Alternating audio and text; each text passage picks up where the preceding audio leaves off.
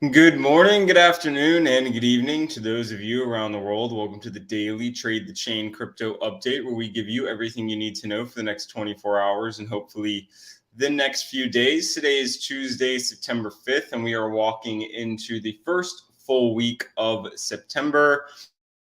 And if you've been following any of the TTC tweets or saw our newsletter this morning, we went over some historical performance for crypto and equities. And it's not been very positive. Bitcoin is down multiple percentage points for the past three Septembers. Equities have been down multiple percentage points for the past three Septembers. Equities over the past 70 years are down nearly a full percent in September, and equities are in crypto is bearish for the past 5 years, since 2017 through 2022.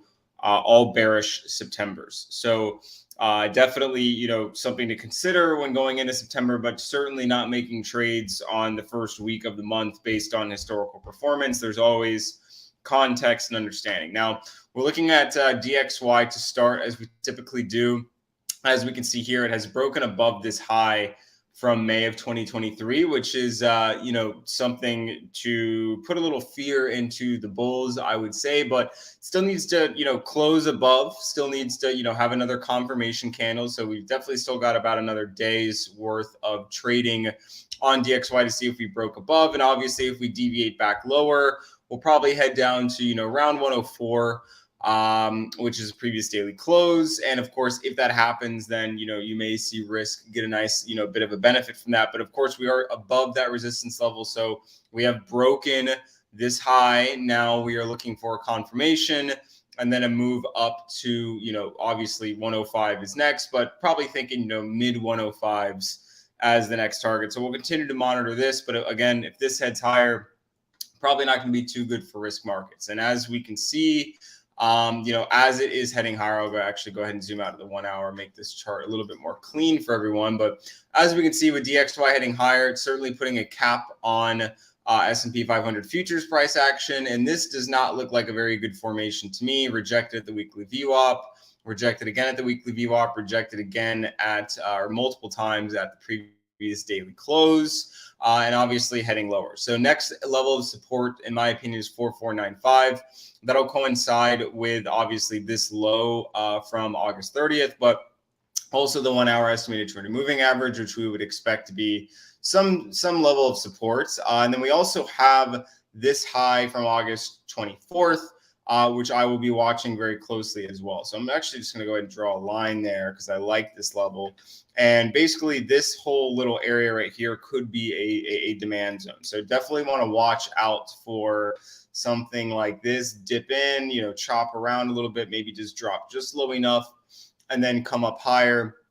Kind of close this gap a little bit and then move up. So something to watch out for there. And then obviously if we break beneath here and break beneath this high right here, there's not too much trading right here to save us. So, even though I do have a line at the 44.65 level, maybe we see a slight catch there, but would probably expect that to drop back down to the 44.40 level, which coincides with a lot of trading that we've done in the past. So, anytime you just see a straight, move higher, especially with a gap and stuff, it'll typically be an area where you'll see a lot of, shorts exit, longs enter.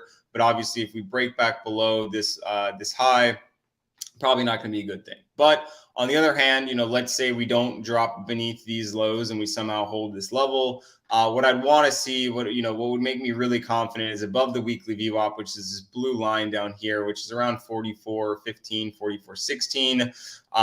And then, if we can break above that, then we can probably move back up towards the 45.30 level or potentially higher. So no clear read right now. I think you're best just kind of, treating this as a range.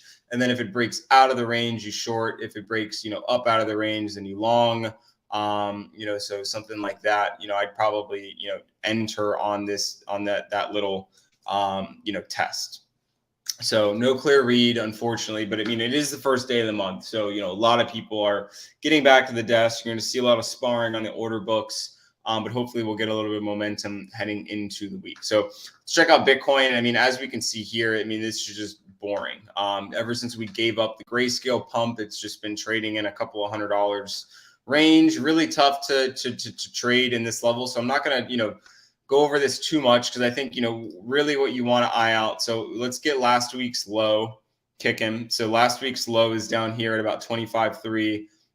Last week's high way up here, right around 28K. So I'm going to kind of take this high out of the question for now because we have a hell of a lot of trading to get back above that high. And to even start talking about that high, we need to get above 26.7 in my opinion. So basically what I'm looking at right here is this is, obviously you can shorten the range right here and just be like, this is kind of the high, this is the low.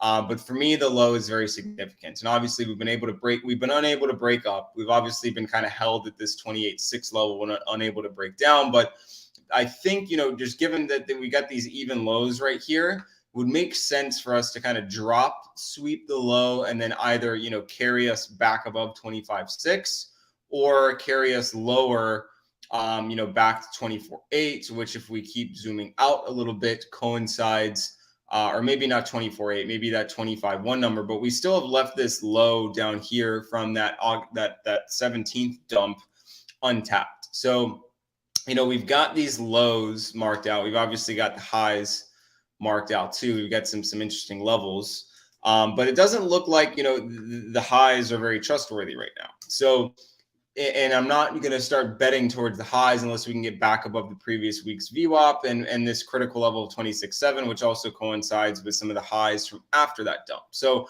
in my opinion, the most likely option, which is, doesn't mean you should trade this, but I think that what I'm kind of getting at is what you could trade if you didn't want to take the risk now, because you certainly could take the risk, short right here, put a stop at today's high, and then target last week's low. That is a normal trade, and I'm actually thinking of taking that. I'm in an ETH short right now, a small one, just because I'm bearish, so I'm kind of trading my conviction rather than trading a legitimate strategy. But what's most likely is we sweep this low and then either reclaim the low and reclaim 25.6, which set us up higher for a goal of 26.7 or higher, or then you would just drop lower, towards the 25.1 level, and then maybe that's the sweep. So we would either sweep 25.3 or we sweep 25.1. If it reclaims either of those, then you're set up with likely longs back up to probably 26.3 or 26.7.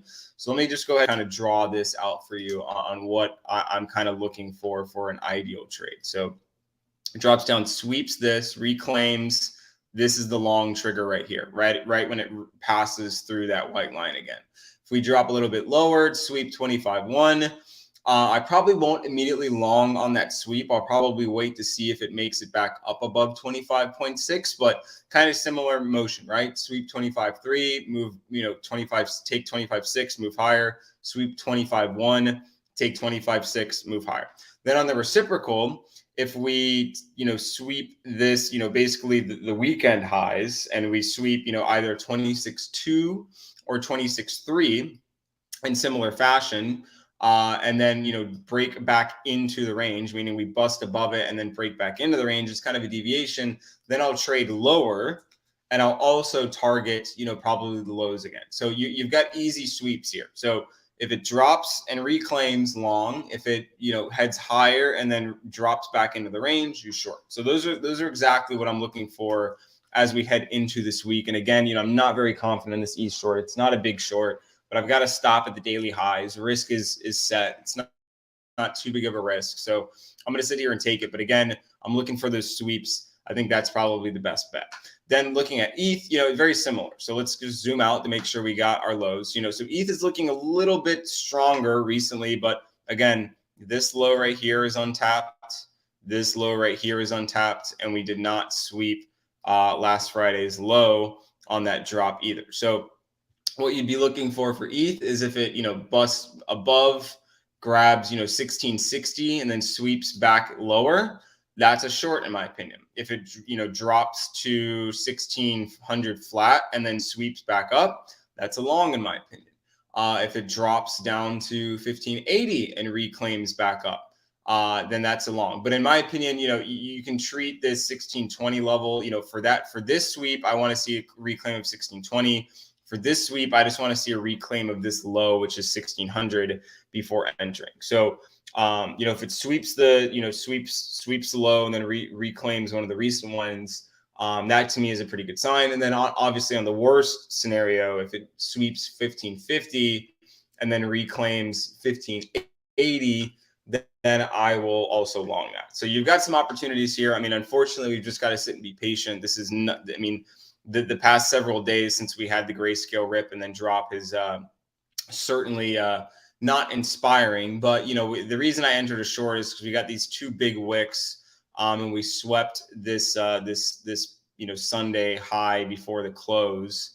And so, to me, that's typically a short indicator, but, the market doesn't always have to listen to the way that I enter and exit things. So the reason I'm in an ETH short is because we swept this high and then dropped back beneath the 1640 level, which I've had lined out for a while. So that's why I'm in that. And then, stop up here, or I can close it if it reclaims 1640 and looks convincing. So very easy risk there. But in my opinion, you're better off just being patient, waiting for a sweep higher, waiting for a sweep lower.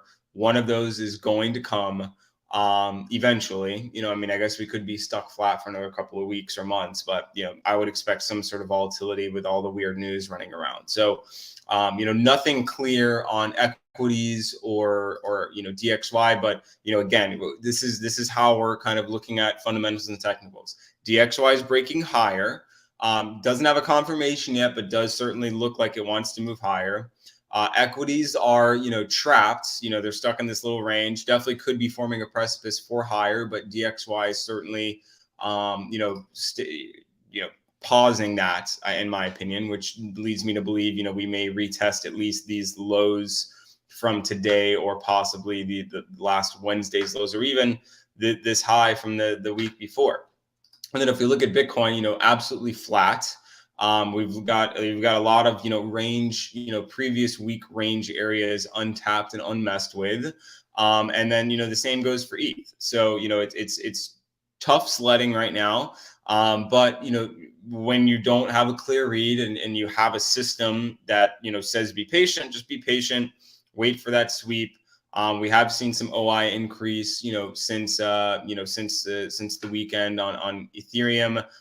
Same for Bitcoin. Nothing too crazy, but definitely when we're this tight, you've got leverage. A small move, $100 move could wipe out a lot of that leverage. So it's also something to be mindful of as well. So, and then, just as we're looking further into the week, one thing that's worth mentioning, this is probably more for equities, but if you notice on Thursday and Friday, you got a lot of Fed presidents speaking. So the market may use this to see if there's any consensus. We know what to listen for the Fed.